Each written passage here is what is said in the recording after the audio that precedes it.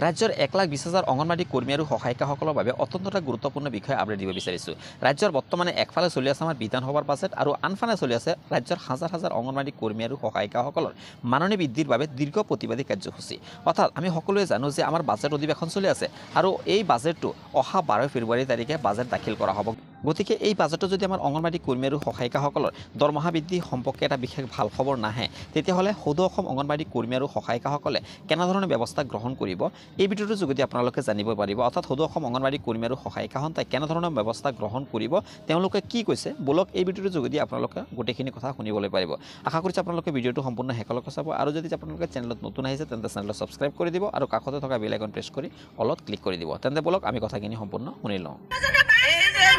যোৱা 19 অক্টোবৰতে আমাৰ মাননীয় সঞ্চালক বিভাস চন্দ্ৰ মোদী ডাঙৰীয়াই অংগনবাড়ী কৰ্মীৰ কাৰণে 12,000, মিনি কেন্দ্ৰীয় কৰ্মীৰ কাৰণে 10,000 আৰু সহায়িকাৰ কাৰণে 7,000 টকা প্ৰপ'জেল দিছপুৰত পঠাইছিল।